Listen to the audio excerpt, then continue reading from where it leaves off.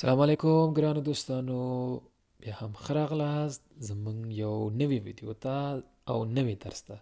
ګرانو دوستانو، زموږ درسونه ډیر زیات جالبه شوي دي. نن تاسو ته مې ډیر یو مهم ګرامر راوړی دی چې هغې ته وایي لادجکټیو پوزیسیف، یعنی هغه ملکی ضمایر یا ملکی صفتونه.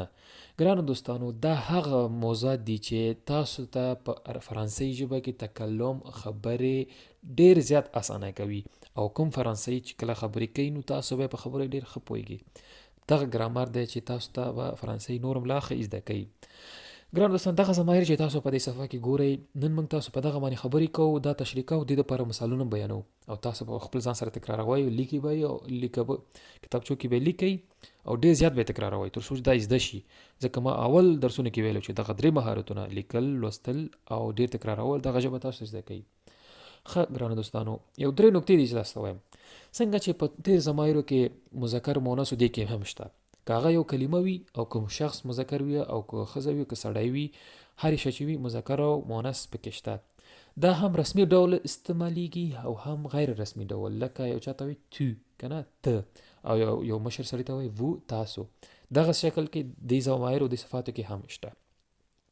کله چې او دریم کلمه دا ده، کله چې په یو مؤنثه کلمه په یو مؤنثه کلمه اول توری وایل حرف وي، یعنی اواز لرونکی حرف وي، او یا هم په هغه حرف باندې په اش باندې شروع شوی وي، یعنی سایلنت اش باندې شروع شوی وي، نو هغوی لپاره هم به دغه مذکر صفت راځي. یعنی دغه مذکر صفات هم کله مؤنث دپاره راتلی شي، کله چې وایل حرف باندې شروع شوی وي او یا هم په اش کلمه باندې شروع شوی وي، چې هغه مؤنث ملکی صفات سون، تون، مون دي، چې دا به تاسو تشریح کوم. ښه ګرانو دوستانو، اوس هر یو زه به تاسو دا تشریح کوم، هم مذکرې، هم مؤنث و هم جمع. دا جمع هم لري دوسته. څه شو؟ ما تاسو ته په انګلیسي کې دغلته په دې ویډیو په څنګ کې لیکلي دي چې څوک په انګلیسي پوهیږي نو د هغه دې کولی شي دې نه برداشت وکړي، او څوک چې په انګلیسي نه پوهیږي نو پښتو کې زه خاص خپله تشریح کوم. ښه دوستانو، اول راځو مسکولر سینګولر. صحیح شو؟ هر یو به فیمینل سینګولر به پلوغل، دواړه ته په جمع کې دواړه شریک دي، پلوغل کې دواړه شریک دي.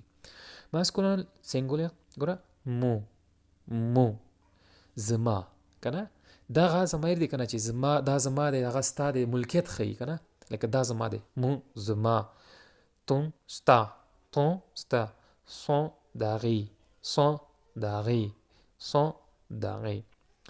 نوتر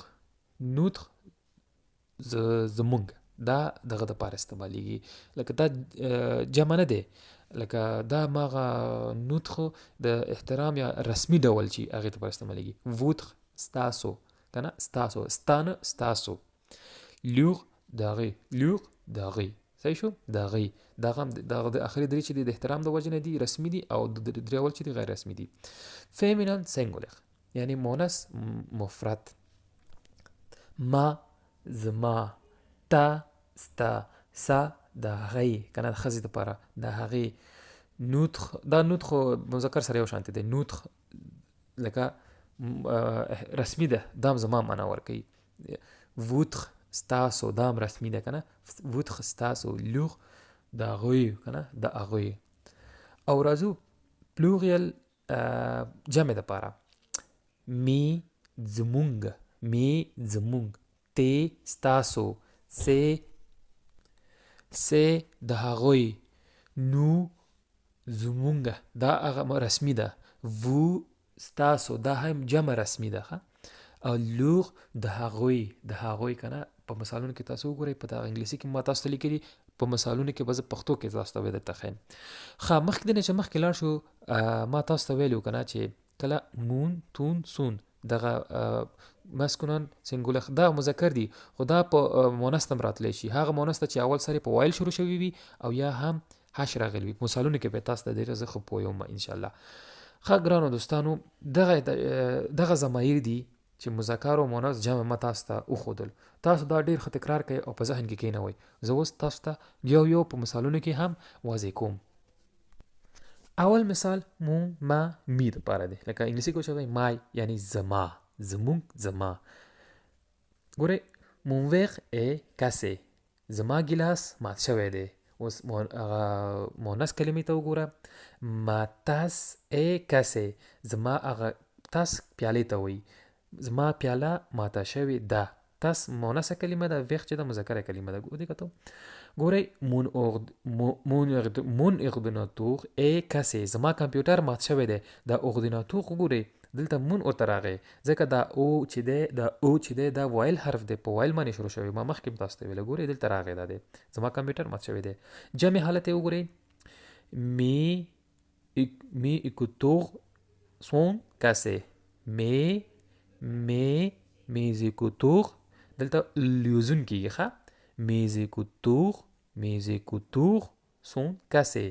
زما هغه ګوشکیانې څه شوي دي؟ مات شوي دي. ښه د بل مثال ته راځئ. ton ta tes یو ورډ که نه هغه ستاسو معنا ورکوي. ګورئ ton frère est là، ستا ورور هاغلته دی. ton frère est là صحیح شو. فرخ خو ورور ده، ورور ده او دا خو لکه مذکر ده که نه. کېدای شي دلته یو مذکره کلمه هم راشي چې لکه یو شي نوم وي. تا سوخ ای لا، ستا خور هلته ده. لکه سوخ که نه خور ته وایي، تا ورته راغی.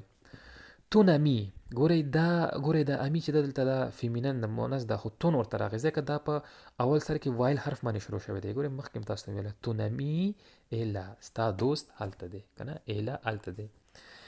تی cousins sont là، ستا تره زامن یا ترورګان دا ټولو ته استعمالیږي. تره زامن ته هم استعمالیږي، څه رقم چې په انګلیسي کې د کزن چې ورته وایي دلته تی cousins sont là، ستا تره زامن هلته دي. تی جمع دی که نه، اخر cousins کې اخر کې ګوره اس راغلی دی. اس دا جمع به موږ په څه شي معلومو؟ دا به په اس معلومو کنه، اخر کې اس راغلی دی.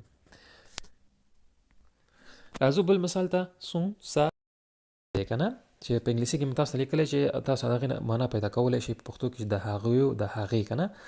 ګورئ son pull est sale، یعنې د هغې هغه سویټر هماغه چې دی ناپاکه دی. د بل مثال ته وګورئ، مونث مثال ته وګورئ. sa veste est sale، یعنې د هغې جاکټ څه شی دی؟ ناپاکه دی. مونث ویست مونث دی، دا جاکټ هلکانو ما اچوي جنکۍ هم اچوي، خو دا کلمه مونثه ده.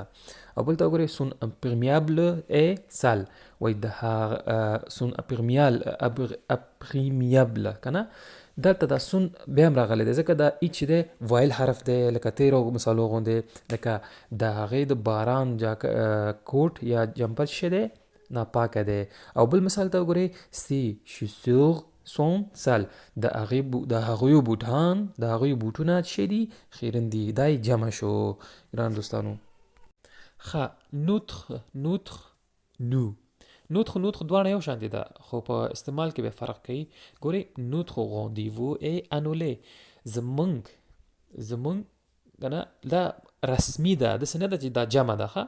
لکه زما کیدای شي دا رسمي حالاتو کې استعمالیږي، لکه په دفاترو کې. بیا هغه تا تون چې ده دا په دوستانو او په ملګرو په منځ کې استعمالیږي. ګوره نوتخ rendez-vous est annulé، زما rendez-vous چې شی ده؟ زما ملاقات کنسل شوې ده، یعنی لغوه شوې ده. انولې کنسل یا لغوه کولو ته وایي. اوس د مذکر ته مؤنث ته وګورئ.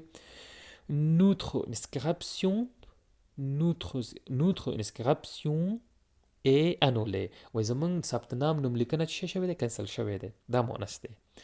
nous ګورئ nous rendez-vous sont، ګورئ sont دلته to be verb جمع راغلی که نه، to be verb یا être چې شی دی جمع راغلی دی. notre rendez-vous sont انولې، ګورئ انولې په آخر کې یو اسم راغی، لکه زموږ ملاقاتونه چې شوي دي؟ کنسل شوي دي یا لغوه شوي دي. ګورئ دا ملکیتونه ښیي ښه، دا په فرانسوي ژبه کې ډېر زیات استعمالیږي، دې دپاره به ډېر پام کوئ. votre ستاسو هغه جمع چې هغه احترام د وجې نه چې ده، او دا وو چې دی د جمع ده. ګورئ votre père est vieux، وایي ستا پلار چې دی زوړ دی بوډا دی که نه. votre د احترام ستاسو پلار، ستا پلار نه ستاسو پلار. votre mère est vieille، ستاسو مور که نه، احترام د وجې ستاسو مور، ستا مور به نه وي که یو قسمي. ستا مور څه ده؟ یعنې څه ده؟ بوډۍ دی، زړه ده. دغه وی چې دی دا زوړ بوډا ته وایي. vos parents sont vieux، ستا مور او پلار یعنې جمع شو که نه، ستا مور او پلار څه دي؟ زاړه دي یا هم د ګورئ لوغ تابلو ای واندو د هغوی دغه تابلو څه شوی دی خرڅ شوی دی لوغ و توغ ای واندو کنه د اخر کې واندو کې ور او راغلی دا مونث دی یعنی د هغې کنه موټر شوی د هغې د ښاغلي یا د ښځې موټر شی خرڅ شوی دی اوس جمع ته وګورئ لوغ اپارتمان سون واندو د هغوی اپارتمانونه خرڅ شوي دي د هغوی اپارتمانونه خرڅ شوي دي سون ګورئ دا جمع دی ګرانو دوستانو دغه زمونږ نننی درس له ادجکتیو پوزیسیو ګرانو دوستانو زمونږ ویډیو ماشاءالله ډیر خلک ګوري خو تاسو نه هیله کوم چې زما چینل سبسکرایب کړئ ترڅو زما ملاتړ وکړئ چې زما ویډیوګانې نور مخکې لاړ شي او نور هغه دوستان چې د فرانسوي ژبې نه پاتې دي هغوی ته دغه درس ورسیږي او یو څه زده کړي او زما د خدمت کې تاسو هم شریک شئ راسره مننه د الله په امان